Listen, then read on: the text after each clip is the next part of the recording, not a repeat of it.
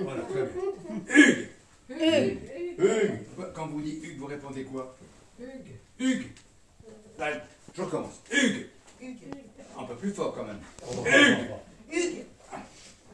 Moi, le grand Sachem, appelé Petite Friandise.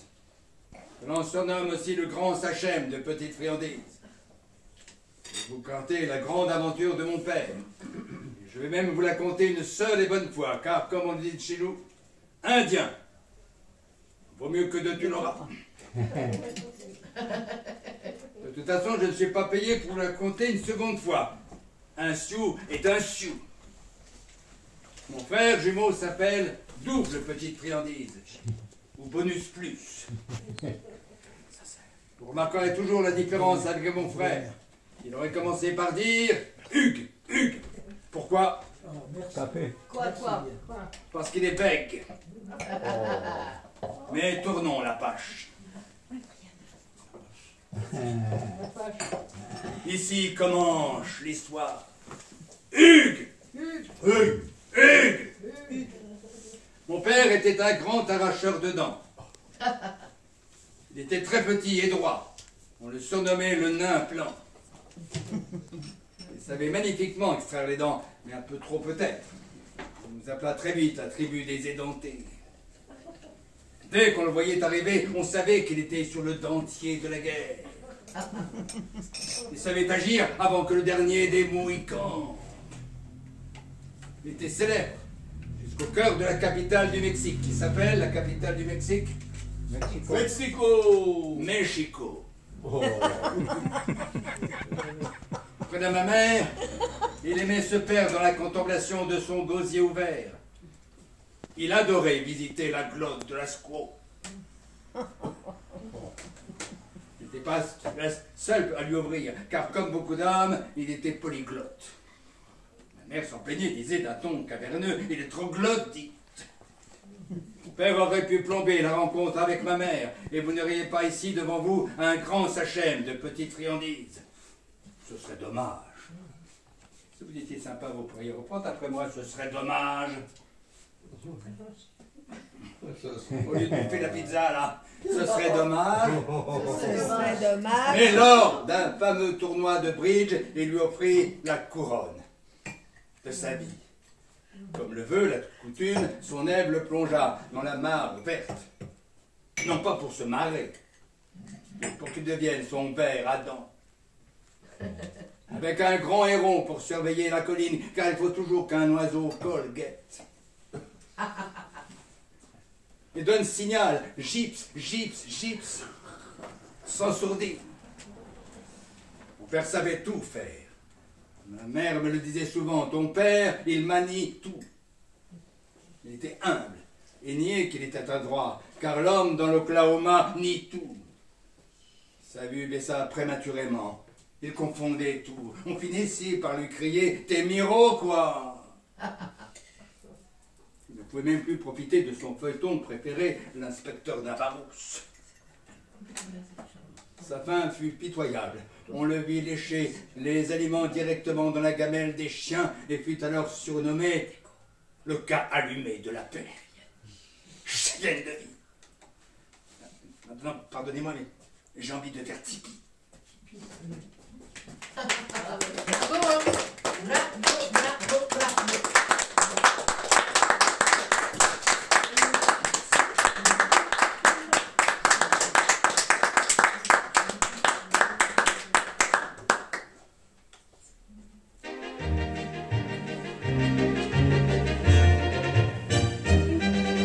C'est dans un coin du bois de Boulogne que j'ai rencontré Félicie.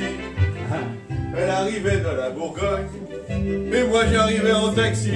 Je trouvais bien vite une occasion d'engager la conversation. Il faisait un temps superbe, je me suis assis sur l'herbe. Félicie aussi. Je pensais les arbres prochains d'école de Louboutin. Félicie aussi. Près de nous sifflait un merle, il avait une drôle de perle. Félicie aussi. Près de nous sonnait une cloche, elle était toute bizarre. Félicie aussi. afin de séduire la petite chatte. Je l'emmène à dîner chez Chartier. Comme elle était fine et délicate, elle prit un pied de cochon grillé. Et pendant qu'elle mangeait le sien, je lui faisais du pied avec le mien. Fruit à homard sauce tomate, il avait du poil aux pattes. Félicie aussi. Puis une sorte de plat de nouilles, on aurait dit une andouille. Félicie aussi. Je m'offris une giblotte, elle embaumait des chalottes. Félicie aussi. Puis une poire et des gaufrettes, et la poire était toute bleue. Félicie aussi. La Ramon lui tourne dans la tête. Elle murmura quand tu voudras. Alors j'emmenai ma conquête dans un hôtel tout près de là. C'était l'hôtel d'Abyssinie et du Calvados réunis. Je trouvais la chambre ordinaire, elle était pleine de poussière. Félicie aussi. Sur l'armoire il y avait une cale, car elle était toute bancale. Félicie aussi. Je me lavais bien vite les mains, le lavabo avait des fuites. Félicie aussi. Il y avait en plus un fauteuil plein de puces. Félicie aussi.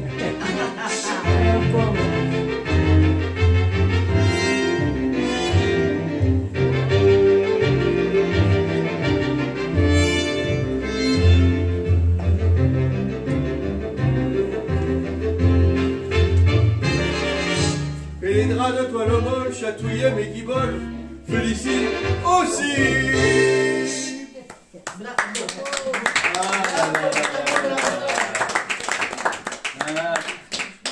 Quel animal cette Félicie. Ah là là. Moi j'ai rencontré un Anglais qui se promenait autour d'un étang et qui me raconte sa petite histoire. Alors c'est l'Anglais qui parle. Je me promenais autour d'un étang et qu'est-ce que je vois? Qu'est-ce que je vois autour d'un étang? Une grenouille. Il a tout compris, lui. Tout compris. Bravo, mon petit Michel. Voilà. Et le grenouille me dit, enlace-moi, embrasse-moi, je deviendrai une magnifique princesse. Je me demande, c'est vrai? Mais oui, enlace-moi, embrasse-moi, je deviendrai une magnifique princesse. Ce que me dit mon cœur, je veux bien. Je mets le grenouille dans le poche, je le mets jusque chez moi, je dépose le grenouille sur la table, et le grenouille me dit, enlace-moi, embrasse-moi, je deviendrai une magnifique princesse. Je mets donc le grenouille sur le lit, je l'enlace, je l'embrasse, et elle devient une magnifique princesse. À cet instant précis, entre ma panne. Je n'ai jamais pu lui faire croire à l'histoire du petit grenouille.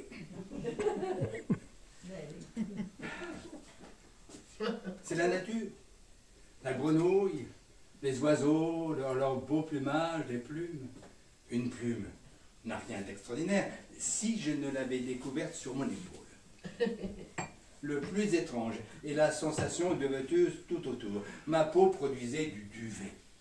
Ah bien sûr, je suis allé consulter. Mon docteur m'a fait totalement déshabiller et j'ai réalisé que j'avais la chair de poule. Il a constaté la progression et même l'envahissement des plumes. À poil, j'étais à plume. C'était loin d'être au poil. Ce n'est pas possible, je n'ai quand même pas à me transformer en piaf. Je vous assure, je n'étais pas du tout serein. Il me regardait comme un drôle de rossignol perché que j'étais sur son abat-jour. J'avais choisi le bon médecin, je ne voulais pas tomber sur un bec, ni me faire plumer, encore moins pigeonner. Il me conseilla d'attendre et vérifier si l'emplumage allait persister. Entre-temps, j'allais voir une esthéticienne. L'esthéticienne hurla en me voyant. Je ne m'occupe que d'épilation et pas de désemplumage. Allez voir une bonne cuisinière, elle saura vous plumer. Je ne voyais quand même pas allongé sur un plan de travail pour être plumé comme un vulgaire poulet. J'en avais la raclette. Cependant, il n'y avait pas à ergoter, je devais perdre des plumes pour ne pas risquer de tomber entre les pattes de la fourrière. Autre risque en cette approche de fête, qu'une belle ne me séduise, n'ait aucune autre intention que m'emmener dans sa cuisine pour me transformer en chatte. Un jour, je me suis fait arrêter par un poulet. Il ne faut jamais dire à un poulet que l'on fait partie aussi de la volaille. le seul effet d'accueillir violemment sur sa tête la deuxième syllabe du mot. Aïe! Bien évidemment, mes papiers d'identité ne pouvaient plus me ressembler, sans plume. Va, mais non, monsieur l'agent, je ne les ai pas volés, voyons, est-ce que j'ai une tête à voler? Il ne m'a pas cru. J'étais cuit. Tout ceci n'est qu'un souvenir. C'était le temps de l'adolescence où on cherche à prendre son envol. En grandissant, on perd son duvet, beaucoup de ses plumes. Mais si on regarde bien, on ne perd pas toutes ses plumes. Il en demeure une pour écrire la plus belle lettre d'amour. Oh, c'est bon. Bravo.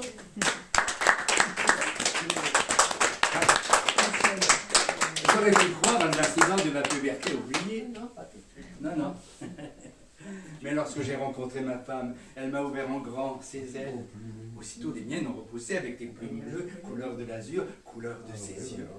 Il n'a fallu que quelques battements pour prendre notre envol, pour dire toi, pour dire nous, pour vivre l'envolée de l'amour. C'est peut-être paradoxal, mais c'est ainsi. Eh bien, je suis heureux depuis que notre couple bat de lait.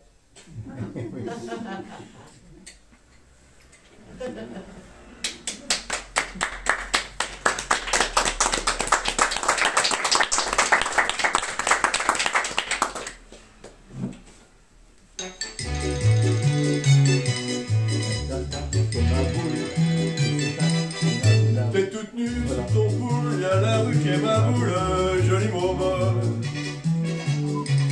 T'as ton cœur à ton cou et le bonheur par en dessous, joli môme. T'as le rimel qui fout le camp, c'est déjà des amants, joli môme.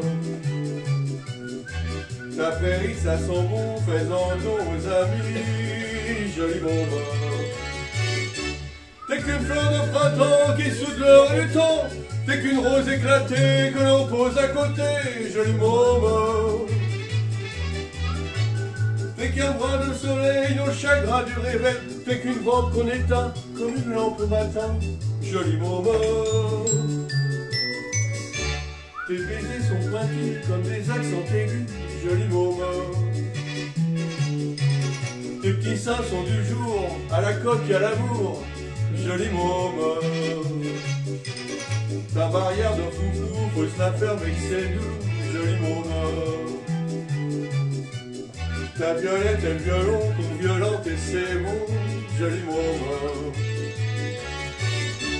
T'es qu'une fleur de passe-temps qui soude l'heure du temps. T'es qu'une étoile d'amour qu'on entoile au beau jour, joli môme. T'es qu'un point sur les îles, le chagrin de la vie. T'es qu'une chose de la vie, qu'on arrose, qu'on oublie, joli môme. T'as qu'une paire de mirettes au poker des conquêtes, joli môme. T'as qu'une rime au bonheur, faut que ça rime ou que ça pleure, joli môme. T'as qu'une sauce au milieu qui éclabousse du bon Dieu, joli môme. T'as qu'une porte en voile blanc que l'on pousse en chantant, joli môme. T'es qu'une pauvre petite fleur qu'on guimauve et qui meurt.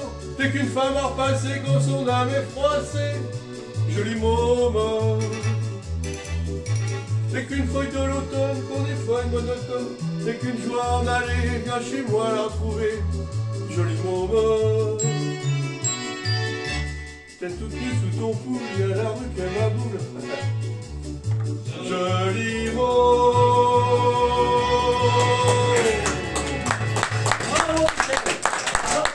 Bravo.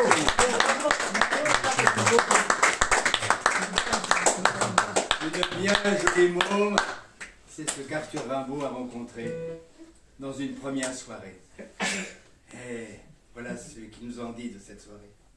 Elle était fort déshabillée, et de grands arbres indiscrets aux vitres jetaient leurs feuillets. Malinement, si près, si près. Assise sur ma grande chaise, mi-nue, elle joignait les mains sur le plancher, frissonnait d'aise, ses petits pieds si fins, si fins. Je regardais, couleur de cire, un rayon buissonnier papillonné sur son sourire et sur son sein mouche au rosier. Quand je baisais ses fines chevilles, Elle eut un doux rire brutal qui sait qu'on est en clair trille, un joli rire de cristal.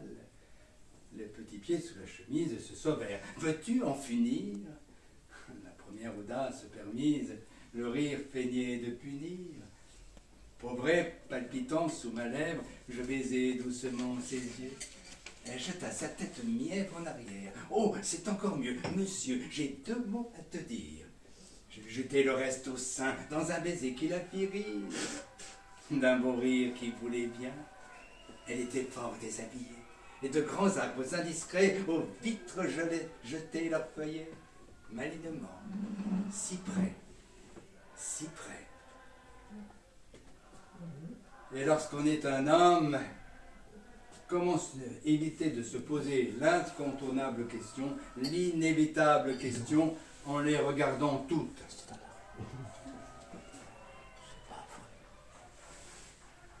Qu'est-ce qu'une femme? Qu'est-ce qu'une femme? Comment définir cette sublime dimension sans être infâme? J'ai envie de répondre, un fruit. Le fruit d'un sourire, une délicieuse framboise aux saveurs de tendresse, une lumineuse nectarine comme un astre de délicatesse. Oh, je sais bien que certains hommes n'y voient qu'un assemblage de petites pommes attirantes et sensuelles, juste bonnes pour la cueillette. Ce sont de pâles cornichons qui la traitent de poire et la rejettent comme peau de banane après consommation. Étonnez-vous que la vie de ces pauvres pommes soit remplie de pépins. Dans une femme, plutôt choisir le noyau. Le noyau où se répartit la pulpe de fraîcheur. Quelle femme ne possède pour noyau un cœur flamboyant? Il suffit de plonger dans ses prunelles pour y lire le berger de l'amour et qu'elle nous élise berger de son cœur. Comment ne pas savoir que ses yeux se changent en amande douce sous l'éclosion du bonheur? Moi, quand je rejoins ma femme dans mon petit panier d'hommes, un joli petit panier d'hommes, je n'ai qu'un fruit à lui offrir, la rouge grenade d'un cœur. Je sais qu'elle y rajoutera la cerise d'un baiser, une grappe de caresse, des murs de douceur, la pulpe de son corps. C'est là que mûrissent les fruits de la passion dans un coin de bonheur. Et dans ce verger-là, je vous l'assure, il y a beaucoup de coins. Des coins, surtout des coins, encore des coins, coins. Insiste le canard. Je n'ai jamais compris ce que fichait ce canard dans mon texte. Allez, va dans un autre coin. Te jure. L'amour d'une femme est vaste comme un océan. Je le savoure sous l'abricotier de son âme. Beaucoup de fruits, me direz-vous, beaucoup de fruits, mais l'amour n'est-il pas le marchand des 4 saisons du bonheur? Si vous ne prenez pas le cœur d'une femme pour un artichaut, mais le parfum d'une mangue, la délicatesse d'un litchi, l'éclat d'or d'une mandarine, oui, même si elle ne s'appelle pas Clémentine, vous écœurez le plus fort des fruits, la pêche.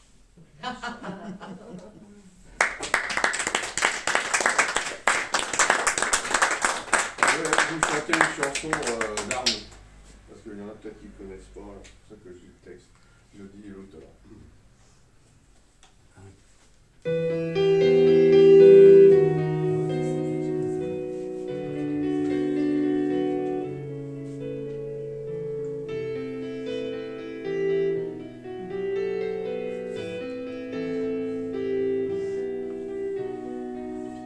Ma mère, elle a quelque chose dangereux, quelque chose d'une allumeuse, oh quelque chose d'une emmerdeuse. Elle a les yeux qui tuent, mais j'aime ses mains sur mon corps, j'aime l'odeur au-dessous de ses bras. Oui, je suis comme ça. Dans les yeux de ma mère, il y a toujours une lumière. Dans les yeux de ma mère, il y a toujours une lumière. L'amour, je trouve ça toujours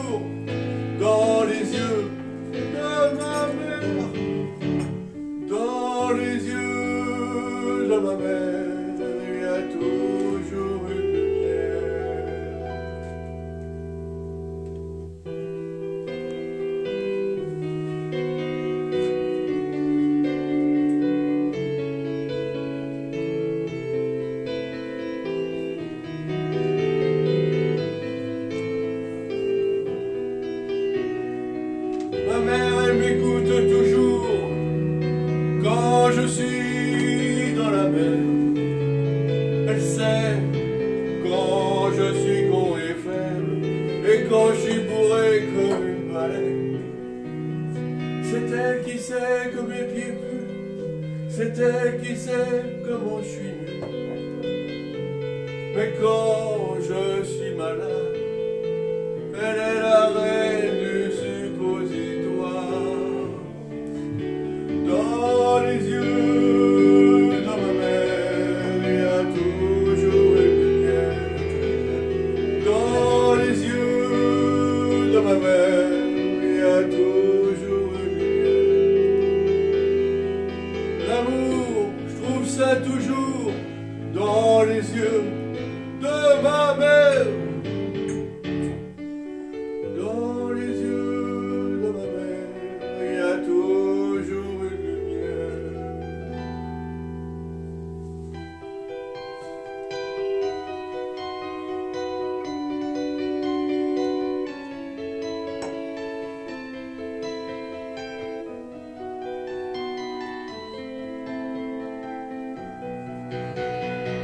Ma mère, elle a quelque chose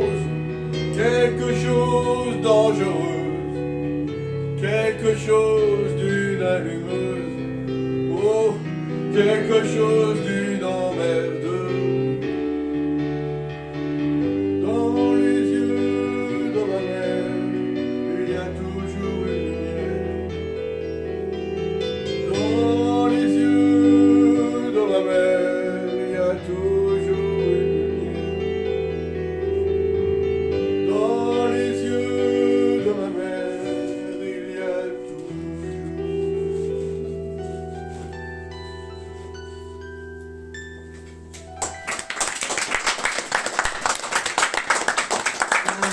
toujours. Les yeux de ma mère, moi, je les ai connus quand elle m'a conduit à l'hôpital pour un contrôle. Non pas de mes neurones. Elle l'avait fait depuis longtemps. Et dire, ça n'a rien servi. Comme chacun sait. Mais quelle surprise. Quand l'infirmière m'a dit « Ah, monsieur, vous êtes merveilleux. J'ai rarement vu un homme aussi beau et bien. Vous m'éblouissez. » Ah, je sais, répondis-je à la belle infirmière, ben, je fais toujours cette impression aux dames. Vos radios sont tout à fait admirables. Et vous cachez sacrément bien votre jeu. Mes radios? Vous voulez dire que je suis canon à l'intérieur et boulet dehors? Mais je ne fais que regarder les radios et contempler ce qui est beau à voir. Regardez sur votre radio ce froid. Oh, cette rate. Ce thymus excitant de beauté. Ah, monsieur, c'est quand même mieux qu'un rideau. Oui, monsieur, vous avez des glandes jouissives. Elle était en train de me déclarer que j'étais un super glandouilleur. Je vois, vous aimez mater les ébats des abats. Je n'en ferai pas débat. Pour vous, c'est comme un film X avec un gros carré blanc contre lequel vos proies doivent se plaquer. Ah, c'est là que je me suis demandé si nous étions faits pour nous rencontrer. Mais rencontrer quoi? La beauté de mes tripes. Certains hommes sont traités de beaux cochons. Allait-elle m'honorer du titre de belle cochonaille? Le regard écarquillé devant ma beauté intérieure, elle m'expliqua qu'elle n'avait pas l'intention de me plaquer, mais me garder en plaque. Là, pour elle, j'étais un étalon viscéral. Enfin, j'avais beau mettre mon 4 pour lui plaire, en 6 ou 8 jusqu'à lui dévoiler tous mes mystères. Je n'allais quand même pas me dépecer pour la satisfaire. J'étais ouvert à toutes les solutions, mais pas à m'ouvrir tout court. Si au contraire, je me sentais ravi, près de ses doigts, le moindre hachoir, éplucheur ou glas me faisait flipper. Ah, jusqu'où peut conduire une passion? Allions-nous faire l'amour au travers d'un écran radiologique? Allais-je lui offrir un bouquet de ma flore intestinale? Ah, j'étais un amoureux transit. Ne pas finir par se rapprocher. Vêtu de noir, je lui suggérais les planches qu'elle adorait. Notre appartement lui-même fut constellé de radiographies où l'on pouvait suivre le moindre détail de ma vie organique. Nous choisîmes 2 surnoms pour notre étrange couple, Anna et Tommy.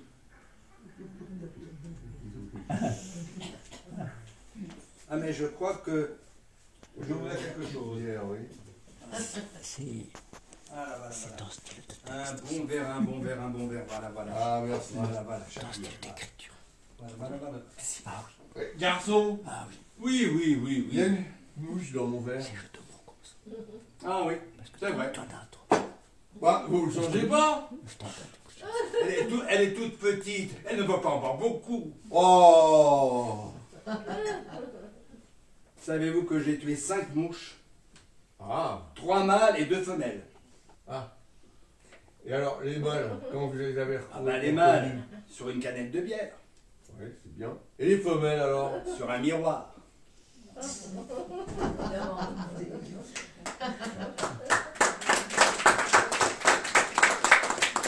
spontané, hein. Hop. Dans le port d'Amsterdam, il y a des marins qui chantent les rêves qui les hantent au large d'Amsterdam. Dans le port d'Amsterdam, il y a des marins qui dorment comme des oriflammes le long des berges morts. Dans le port d'Amsterdam, il y a des marins qui meurent, plein de bière et de drames, aux premières lueurs. Et dans le port d'Amsterdam, il y a des marins qui naissent dans la chaleur épaisse des longueurs océans. Dans le port d'Amsterdam, il y a des marins qui montent sur des nappes trop blanches, des poissons ruisselants.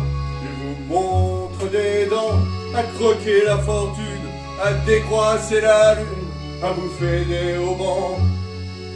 Et ça sent la morue jusque dans le cœur des frites que leurs grosses mains invitent à revenir en plus. Ils se lèvent en riant dans un bruit de tempête, referment leurs braguettes et sortent en retombant. Dans le port d'Amsterdam, il y a des marins qui dansent en se frottant la panse sur la panse des femmes. Et ils tournent et ils dansent comme des soleils crachés dans le son déchiré de la côte et branches. Ils se tendent le cou pour mieux s'entendre rire, jusqu'à ce que tout à coup l'accordéon expire. Alors le geste grave, le regard fier, ils ramènent leur bâtard jusqu'en pleine lumière. Dans le port d'Amsterdam, il y a des marins qui boivent et qui reboivent encore. Ils boivent à la santé des putains d'Amsterdam, de Hambourg d'ailleurs, enfin, ils boivent aux femmes qui leur donnent leur joli corps, qui leur donnent leur vertu pour une pièce en or. Et quand ils ont bien vu, se plantent le nez au ciel, se mouchent dans les étoiles, et ils puissent comme je pleure sur les femmes infidèles. Dans le port d'Amsterdam, dans le port d'Amsterdam,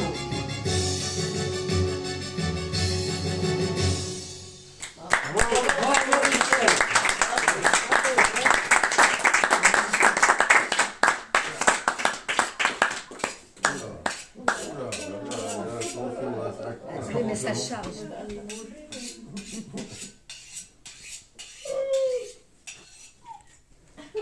vous allez mourir d'accord, mais de mort longtemps. Il est encore bien grand. Ça va, il est bien grand.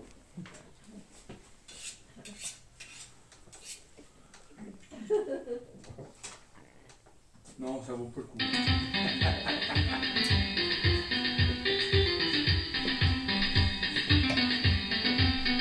Laisse, souplesse.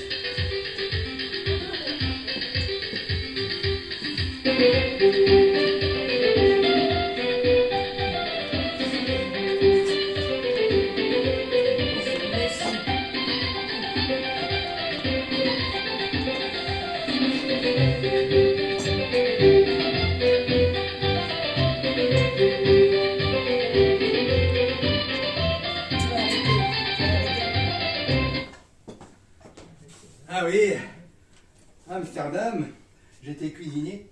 Ah, c'est bien. Et ma spécialité, c'était la langouste. Et ça me rappelle un bien merveilleux et étrange souvenir. Alors que je m'apprêtais à cuisiner une langouste, la langouste m'a regardé. Lentement, doucement, tendrement. Je lui dis, je vais te cuisiner. Et sursauta, ferais-tu cela à une sœur? Voyons, tu devrais porter des lunettes, langouste, et réaliser que nous ne sommes pas de la même espèce. Mais si, ne portes-tu cette lourde carapace qui t'empêche de dire l'intimité de tes pensées? Toi, tu es souvent pour affronter ton univers, nager entre deux eaux et faire bouger tes entraînes pour comprendre les autres. Ah, j'étais quand même un peu surpris de rencontrer sur un plat de service une langouste philosophe. Je contemplais la mayonnaise et songeais qu'elle était déplacée pour enduire la chair d'une telle pensée. Or, les yeux du crustacé se firent langoureux, si langoureux que je me mis à caresser le dos rugueux de l'animal. Oh, ma petite chérie, j'aimerais vivre avec toi, me demanda la bête à consommer. Voyons, c'est impossible. On n'a jamais vu une langouste au fond d'un canapé ou vautrer dans un fauteuil, lire un journal, cigare au bec. Pourtant, je t'apprendrai de l'eau, la poésie des transparences et le secret de l'océan, la diamantaire vague sous l'étreinte du ciel, la féerie du vent où chante le soleil. Je décidai de prêter ma baignoire à l'auguste langouste. Ma femme cria, déclarant qu'un alien barbotait dans l'eau de son bain. Elle me hurla, c'est moi, ou la langouste. Quel dilemme, choisir entre une femme et un crustacé. Que choisiriez-vous? Qu'est-ce que tu choisirais, toi? Crustacé. Tous les goûts sont dans la nature. Et toi, qu'est-ce que tu choisirais entre la femme et le crustacé? L'infini. Ouais, ben là c'est encore plus compliqué. Et toi, constatant mon désarroi, la langouste m'interpella. Comme tu as l'air pensif, je ne veux te quitter griller mon mariage. Tu préfères griller la langouste? Non! Je déclarai donc à ma femme, chérie, nous partons pour les Caraïbes. Oh, comme c'est gentil. M'offrir un tel voyage. Tu ne comprends pas. Je pars avec la langouste. C'est ainsi qu'un soir, avec pour seul bagage un panier à crabe pour contenir la bête, je suis parti bras dessus, pattes dessous, pour les tropiques. Sur une plage au sable d'or, je déposais la langouste. Non, ça ne pense pas. Viens, me dit-elle, je vais prendre un bain. Nous avons longuement nagé ensemble, yeux dans les yeux, mains dans les pattes, antenne contre oreille, poitrine contre branchie. Elle m'entraîna profondément dans les abysses bleus, nous sommes dévêtus et décortiqués. Notre idylle aurait pu se poursuivre infiniment si un petit chalutier ne nous avait pêchés. Curieusement, au contact de la langouste, mon corps avait terriblement minci. Ma peau s'était durcie et recouverte d'écailles. 2 énormes pinces remplaçaient mes mains. J'étais devenu un homard. Un homard accroché à une langouste sur un plateau de fruits de mer. Mais nous étions pour toujours enlacés. Et, ressentant les dents commencer à me mordre, je me mis à hurler. Et ma femme venait de me pincer pour me réveiller. Oh là là, yes, bravo.